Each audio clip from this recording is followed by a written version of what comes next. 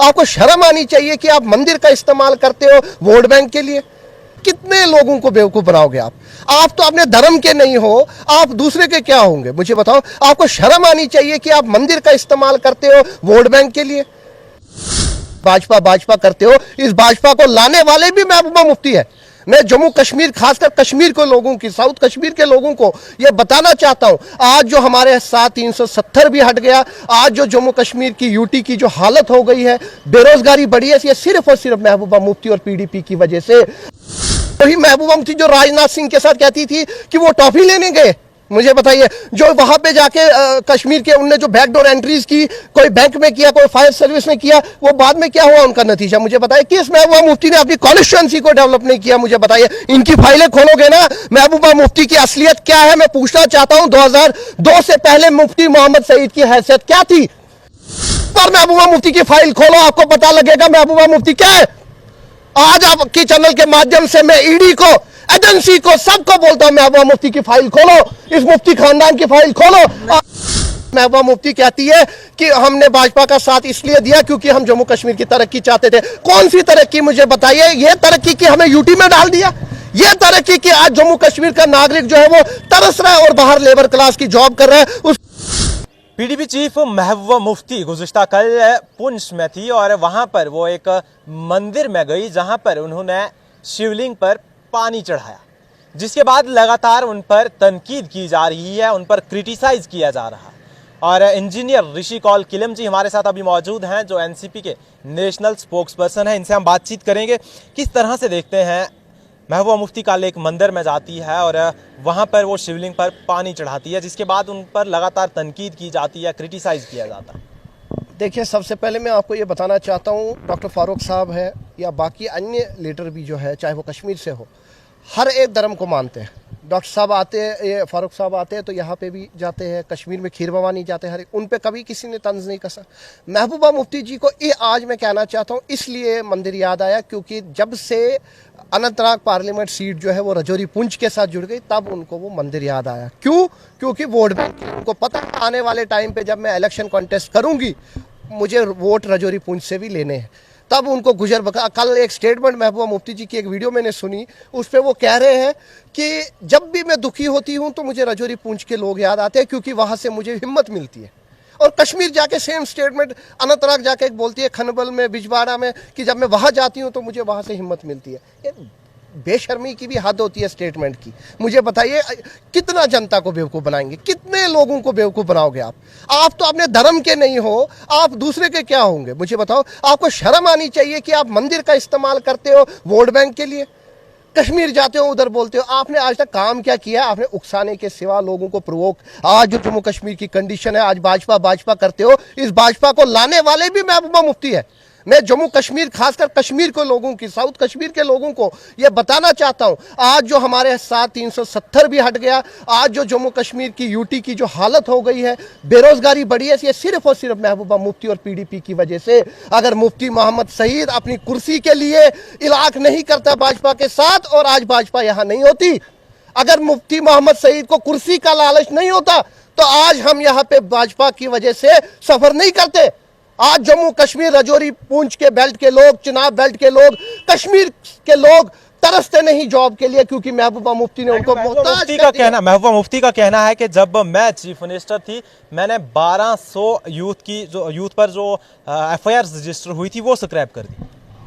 वो तो एक आईवाश था। मुझे एक चीज बताइए, वही महबूबा मुफ्ती जो राजनाथ सिंह के साथ कहती थी कि वो टॉफी लेने गए, मुझे बताइए, जो वहां पे जाके कश्मीर के उनने जो बैकडोर एंट्रीज की, कोई बैंक में किया, कोई फायर सर्विस में किया, वो बाद में क्या हुआ उनका नतीजा मुझे बताइए। किस महबूबा मुफ्ती ने अपनी कॉन्स्टिट्यूएंसी को डेवलप नहीं किया मुझे बताइए। इनकी फाइलें खोलोगे ना, महबूबा मुफ्ती की असलियत क्या है मैं पूछना चाहता हूं। 2002 से पहले मुफ्ती मोहम्मद सईद की हैसियत क्या थी?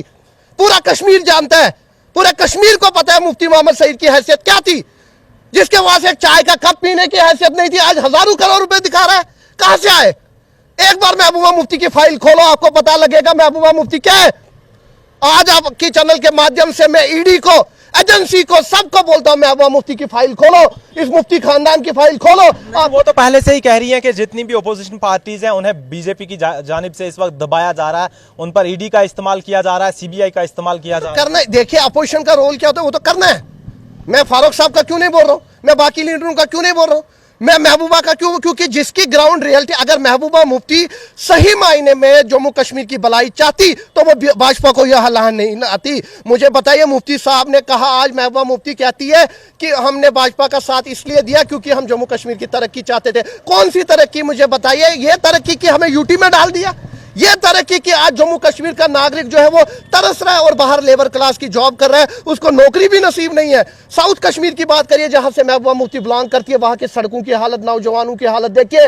आतंकवाद बढ़ रहा है, वहां ड्रग्स बढ़ रहा है। क्यों बढ़ रहा है? क्राइम बढ़ रहा है क्योंकि महबूबा मुफ्ती ने, पीडीपी ने उनको मोहताज कर दिया एक एक दाने के लिए। आज ये सिर्फ और सिर्फ जो ये महबूबा मुफ्ती स्टेटमेंट पे स्टेटमेंट दे रही है, इसकी वजह से जम्मू कश्मीर का बेड़ा गर्क हुआ है। पीडीपी पार्टी को टोटली जम्मू कश्मीर से बाहर फेंक दो, बाइकाट करो आने वाले इलेक्शन में।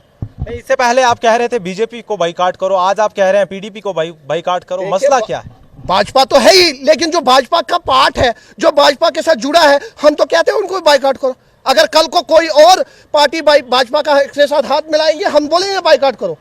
अगर हमारी पार्टी भी खुद भाजपा के साथ जाएगी, मैं बाइकाट करूंगा।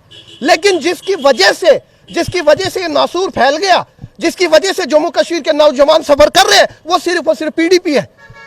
पीडीपी और भाजपा, इनकी वजह से जम्मू कश्मीर का बेड़ा गर्क हुआ है। इनकी वजह से जम्मू कश्मीर के जो बुलडोजर चलते हैं, कश्मीरियों को टारगेट करते हैं, जम्मू कश्मीर के लोगों को टारगेट करते हैं, पीएसए लगाते हैं, वो करते हैं, ये करते हैं। ये सिर्फ और सिर्फ महबूबा मुफ्ती की देन है। और किसकी देन है? कुर्सी के टाइम तो उनको पीडीपी, निर्मल सिंह, वो सब दोस्त लगते थे, और आज बोलते हैं बीजेपी ये है। ये सब एक ही थाली के चट्टे बट्टे हैं, भाजपा और पीडीपी। अगर हम बात करें, आल पार्टी डेलीगेशन यहाँ से दिल्ली गया, वहाँ पर एनसीपी के चीफ शरद पवार से भी उनकी मुलाकात हुई और शरद पवार ने यह भी कहा कि मैं वादी कश्मीर में आऊँगा, जम्मू कश्मीर के दौरे पर आऊँगा और जम्मू कश्मीर के तमाम मसाइल पर हम बातचीत करेंगे। लेकिन यहाँ पर जब आल पार्टी मीटिंग हुई तो क्या आपको वहाँ पर बुलाया गया था?